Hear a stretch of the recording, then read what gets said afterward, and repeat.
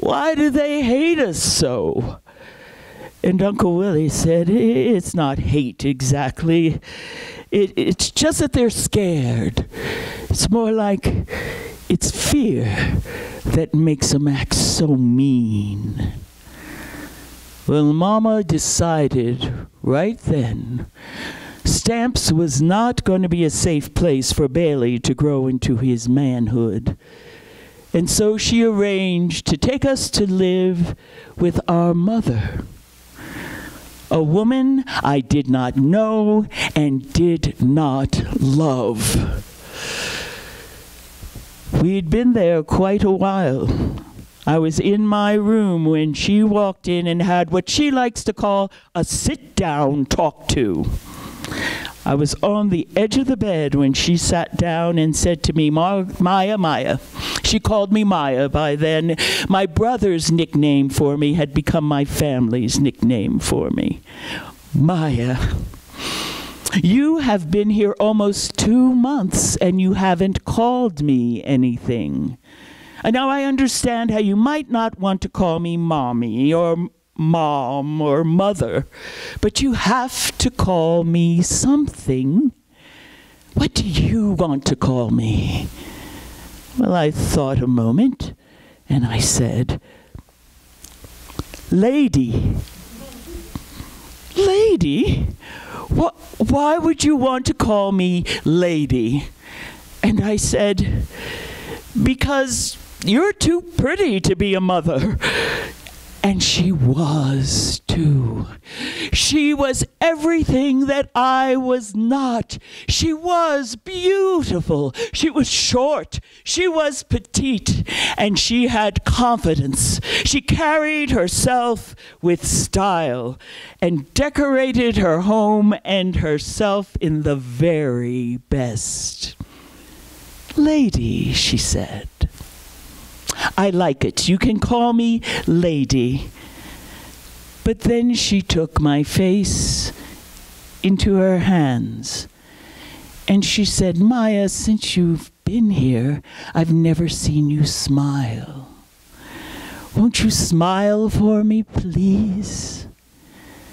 Well, I wasn't going to smile for that woman. After all, she had abandoned us and gotten rid of us twice, you know. She started saying funny, silly little things, and then I caught a glance, and she was making funny faces, and finally, I smiled. And she smiled back at me with tears streaming down her face. I knew it. I knew it, she said. You have a beautiful smile. And you are beautiful. And then she kissed me. And as sure as I know that my family in Stamps loved me, they had never told me that I was beautiful. And they had never kissed me. So from that moment, I was hers, and she was mine. She accepted me for who and what I was and respected me as a young, individual, fully human person. She accepted me to the point that when I was about to graduate from high school and had to let her know that I was pregnant, she said, well, does the father of the baby love you? No. But do you love the father? No. Well then, she said, we're not going to make 3 lives miserable. You're going to have that baby, and he will be our baby, and we'll raise him together. And that's what happened. She did not reject or condemn me. She accepted and built me up and encouraged me. And so there I was, 17 years old, 3 weeks after graduation from high school, giving birth to my only child, my son, guy. And I was determined at that point to go out on my own, a single mother of only 17 with her baby. Well, that's where my first autobiography ends. Just learning to be a new mother with my mother's support and encouragement. I know why the caged bird sings. It's a book that I never thought that I would write. You see, I was about to celebrate my 40th birthday. I was planning a great big party. I had been cooking for days, and I am a good cook. This was going to be a blowout party. Everyone was coming. And then I got a call that Martin Luther King Jr. had been assassinated. Maya, I don't think you want to have your party today. And I fell into a deep depression. You know how depressions are. You don't want to go out. You don't want to see anyone. You don't answer the phone. Didn't eat. I could not sleep. I couldn't keep the house clean or myself. And this went on for days until finally Jimmy Baldwin showed up and said, Maya, get up and clean yourself up. We are going to Jules and Judy Pfeiffer's house tonight for a party. Well, if you think I'm dropping names, I am. And so we went to the Pfeiffer's house, got drunk and shared stories about our childhood. And the next day, Judy contacted her friend, an editor at Random House, and said, Bob, I've just met someone who has a book in her. And you can ask Bob, he's heard that line many a time. But for some reason, he trusted Judy and started pestering me to write an autobiography. No, I said, I am a poet, and I'm just 40 years old. Come back in 20 years, and then maybe I'll have something to write. But he persisted. No, no, no. I'm about to go to California and start writing a 10-part series for public television on African American culture. I don't have time to write an autobiography. But then Jimmy had a few words with Bob and said, you know, if you want Maya to do anything, you have to tell her that she can't. And so the next phone call, he said, I can understand why you wouldn't want to write an autobiography. It's virtually impossible to write autobiography as good literature. Nearly impossible. Well, I didn't need to think. I'll try. And so there I was in California at my mother's kitchen table, sitting down and starting to write. And I knew because of who raised me, my mama and my mother, Lady, that I had to be honest about what my life had been. I needed to make myself vulnerable and confess all of my faults, as well as all of my strengths and my blessings. And when that book was about to be published, I was panicked. I was terrified. People will reject me. They'll turn their back on me, and they won't like me, and they'll hate the book. But it turned out to be just the opposite. People loved the book, and they loved me. And I can only think that it's because I was honest in that book.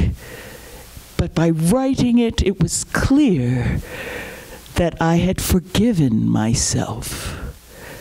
And that gave my readers encouragement, permission to forgive themselves. And that takes courage. It takes courage to forgive, to be honest. It takes courage to love. It takes courage just to do our daily things, facing an exam or a job that you really don't want to do. Courage to hold back and be patient with your children, and for your children to be patient with you. I believe that courage is the most important virtue, because without courage, you cannot practice any other virtue with consistency. And so, I would like to close with some words of encouragement. You can write me down in history with your bitter, twisted lies. You can trod me in the very dirt, but still, like dust, I'll rise. Does my sassiness upset you? Why are you beset with gloom? 'Cause I walk like I've got oil wells pumping in my living room. Just like moons and like suns with the certainty of tides. Just like hopes springing high, still I'll rise. Did you want to see me broken? Bowed head and lowered eyes, shoulders falling down like teardrops, weakened by my soulful cries. Does my haughtiness offend you? Don't take it so awful hard, 'cause I laugh like I've got gold mines digging in my own backyard. You can shoot me with your words. You can cut me with your eyes. You can kill me with your hatefulness, but still, like air, I'll rise. Does my sexiness upset you? Does it come as a surprise that I dance like I've got diamonds at the meeting of my thighs? Out of a past that's rooted in pain, I rise.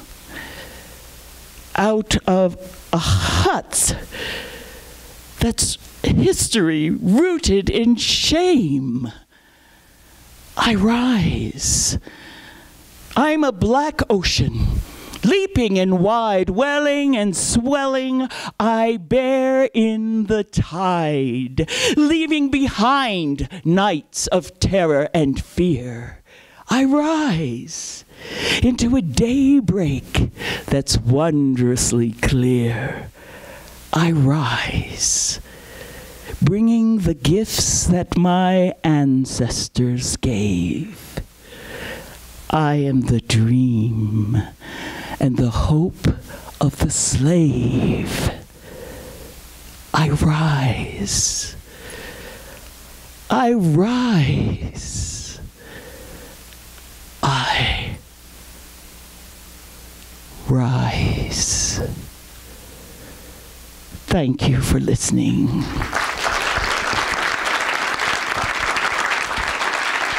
Thank you so much. Thank you. Thank you. And now we get to shift gears. I'm eager to hear from you if you have any questions or comments. That sounds like a good plan. Okay, I'll get to you. Just raise your hand. Is this microphone on? Is it picking up? Okay. I'm going to Okay, raise. you have a question here. I think I'm going to For raise Maya it. Angelou. You have. Oh, hello. Hi. I remember you from. My goodness, it must be 2 years ago. I was here as Harriet. Yeah. And you did a wonderful job once again. Oh, Thank you. My question for you, Miss Angelou, is your poem On the Pulse of Morning is personally one of my favorite works of literature. Thank you. And my question for you is, what was the inspiration for that? Because I know it was spoken at Bill Clinton's inauguration back in '93. Yes. And I've always wanted to know from that perspective, what went through your mind writing that? Because it's such a piece of wonderful inspiration that touched a lot of lives, including my own. Thank you. I really appreciate that. And that was the first time I'd written a poem of that kind of length. It really is. I've written some since, but that is a fairly long poem. And I was good friends with Bill Clinton, because you see, he grew up in Hope, not far from Stamps, and he understood the black community because his father had the only store in the black part of Hope. And so our childhoods were similar. And when he ran for governor of Arkansas, I backed him all the way. And I certainly grew to love his family. And when he won, I was totally startled when he called me and asked me to write a poem for his inauguration. So I went right out and rented that hotel room and spent from November into early January. He had never heard it before I read it that day. And a big part of my process is thinking and soul searching. And I wanted to share the hope that we have for this country and in this country, in spite of our falling short so many times. And that I wrote almost 700 lines before I cut them down and got them to say what I wanted to say. And it's about 60, 70 lines. But when I read it and saw all those people on the mall in Washington, I was quite nervous.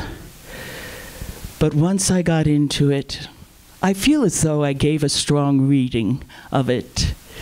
And when he embraced me with that look on his face like, all right, Maya, I knew you would do it, and you did, I was relieved. I am very proud of that poem and the opportunity Bill gave me to read it to so many people. You know, many folks had not heard of me. I was long off the New York Times bestseller list. But for the 2 years following his inauguration, I Know Why the Caged Bird Sings returned to the New York Times bestseller list. So thank you for that question. I am proud of that poem. Thank you. In your later years of wisdom and reflection, what was the source of Malcolm X's critical remark to you? Well, thank you. I describe the 2 times that we had an interview in my autobiographies. And the first time, some friends and I had organized what we thought was going to be a very dramatic and silent protest at the UN when Adlai Stevenson was going to address the fact that Patrice Lumumba of the Congo had been assassinated, because we surely felt that our country played a part in that. And it grew out of hand. So many people showed up. I never made it into the General Assembly. And there was scuffles and arrests. It poured out into the street when some people inside evidently got up and said, "Assassin, murderers," and just get them out of here, you know. So we thought that we had placed ourselves on the civil rights map by organizing that protest. And when we went to see if we could collaborate with Malcolm X, it was hard for us to get in to see him. He didn't really want to talk to us. But he reprimanded us because the Nation of Islam, he said, would never endanger black people that way, make them potential victims of the white police and hauled off to jail. They did not do that kind of thing in the streets.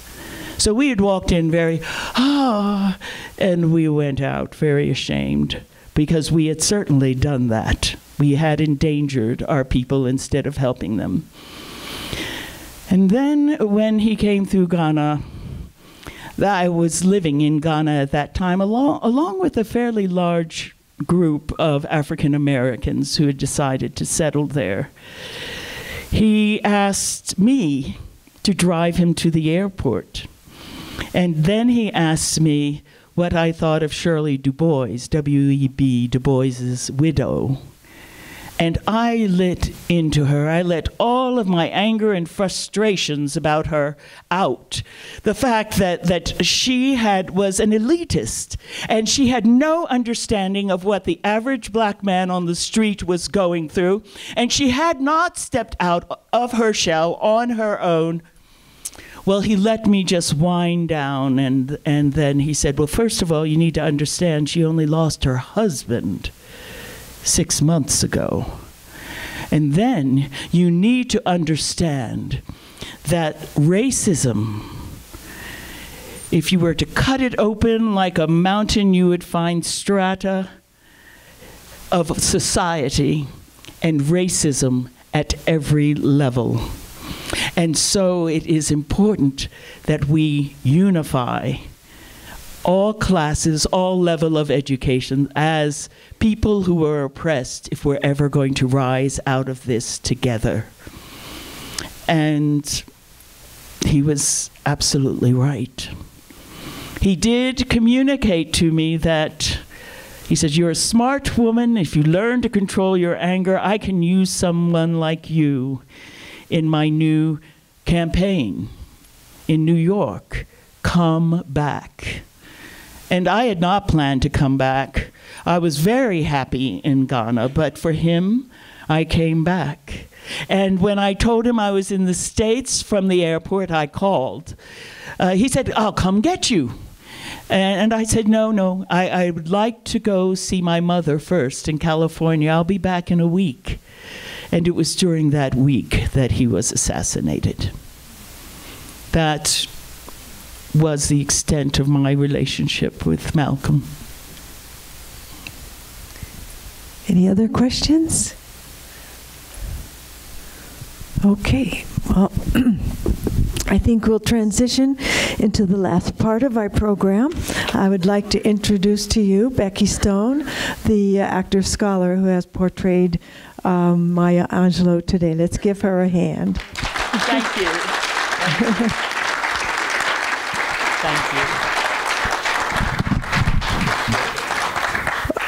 Becky Stone is a living history presenter who has been featured in 2 other Colorado Humanities Black History Live tours as Rosa Parks and Harriet Tubman. Her acting credits include many Southern theaters and living history festivals, along with a background in drama and theater from Vassar. Becky has a master's degree from Villanova University in elementary education. So now ask Becky anything you would like in the remaining time that we have. And I'll try to get this to you so everyone can hear the question. Anyone? It's like right on the second row. There we go. Thank you so much for your beautiful work. I'm a director of theater, and I'd be interested in knowing what you do to prepare your presentation so beautifully. Oh, thank you. Chautauqua's focus is bringing history alive. So I spend an academic year doing the research. And then, and as I do the research, I look for what I think are the best stories. Stories that grab me and I think the audience may not have heard and would like to hear.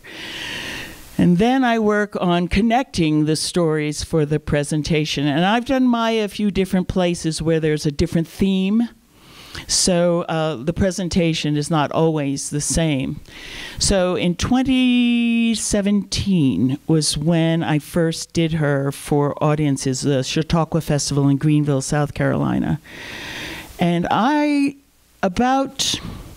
am a professional storyteller, so I work on the presentation without trying to be Maya, for just trying to get the crux of the stories across.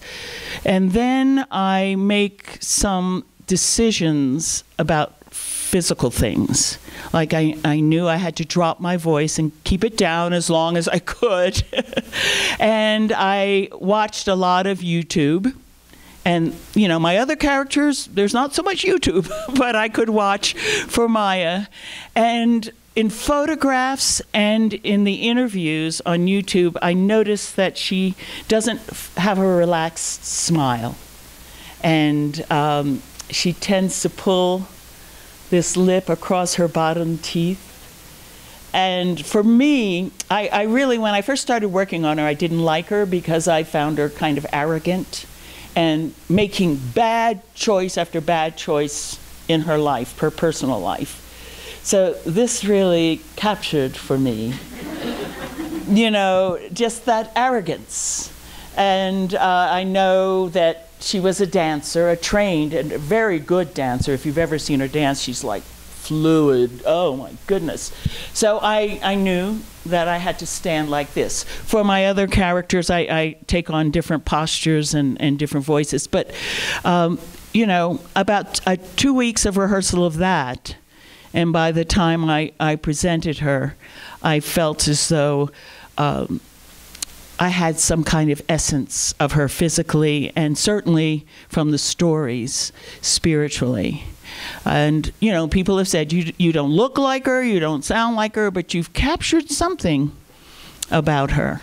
And I take that as a high compliment. But I really, in her writing, I gave someone an example this morning. In her writing, she said that the rape of anyone is brutal, but the rape of a child, ... The rape of, well, she says more to that sentence, but basically it's the needle and the camel, that whole thing. And stuff like that in her writing, you know, made it clear that it's hard to say that about the rape of a child. ... to me says, and now I'll get the courage to tell you what the rape of a child is like. In poetic terms, you know, it's totally metaphorical, but you know, I could just picture her on the hotel bed with her legal pads, trying to write that out, and just deciding, no, I'm not going to make it smooth. I'm just going to add the ... But you know, her writing is so very real, and you know that it's crafted. But it is such good storytelling. It's just like talking with someone, or listen to her talk.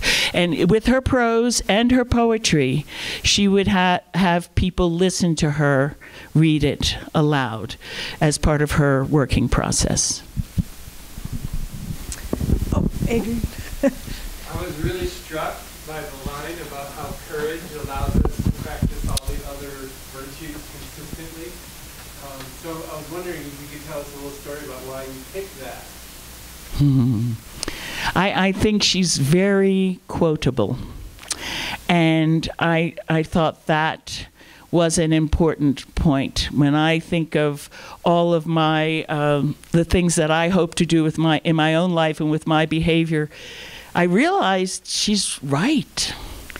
You know, if I don't have the courage to stand up or intervene or to find the right words to say to someone when I think they're doing something foolish or whatever.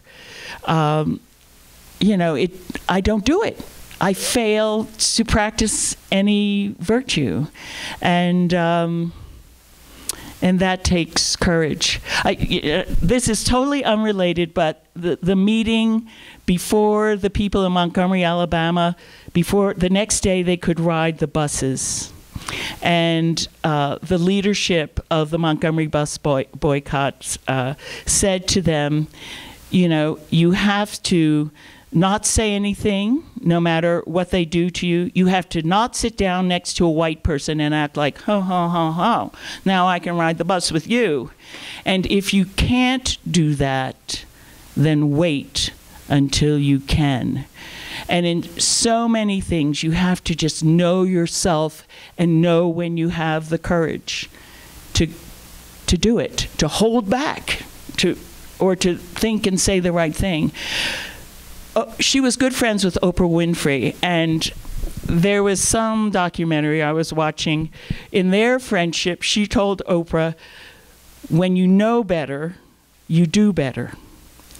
And then they show all these clips of Oprah on her show, you know, encouraging the people in our audience, that's all right. When you know better, you'll do better. And isn't that basic? But she puts it in the right words. There are other long quotes of hers, but you know, I don't want to survive. I want to thrive with humor, compassion, and style. And that's Lady Vivian Baxter talking with the style thing. But you know, she's very quotable. And when I found something that I could link to the theme, I would use it. It is an exact quote. For the 5 years I did not speak, I read. All of that is, I copied it from an interview I saw on YouTube. And I said, this is the crux of education, you know, and reading, and what a wonderful world you can have if you read. And so, and memorize. Who can memorize the way she memorized? I don't know. Yes. I'm curious about the impact stepping into the shoes of these three extraordinary women has had on you. Oh, thank you. It has given me more courage and more commitment to develop my own courage. I still feel that she's arrogant and that she made lots of mistakes, but I'm very grateful and respectful of the fact that she was open about her faults. And I do love her, but you can love someone and all their faults.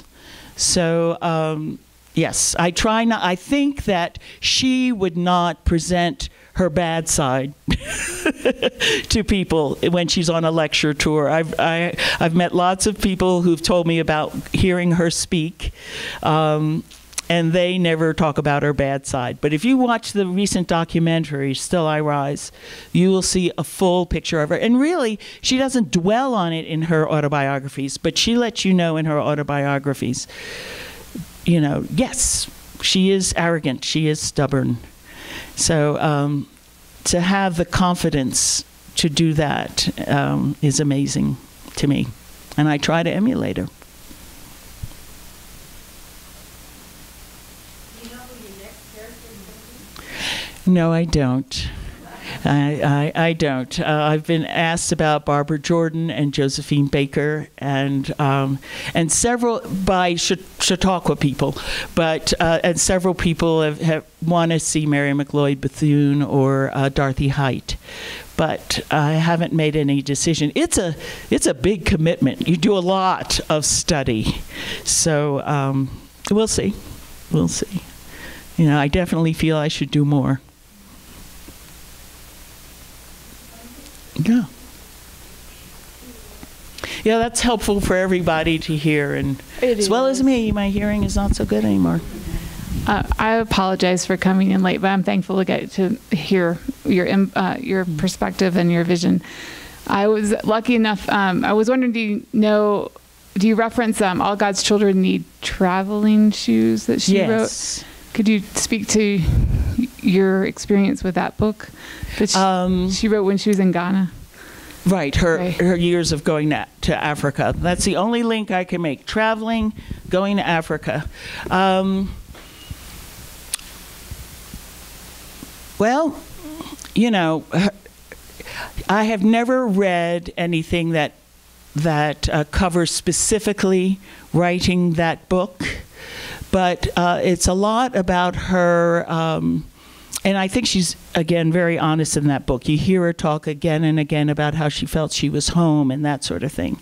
But the one anecdote that you know, I can think of right now is that it's a lot about her relationship with the South African freedom fighter Vus Make, and in regarding that, she said that she sent him everything that she was going to write, and he didn't like everything, but he said, "This is what happened. It's the truth, Maya. You can publish it."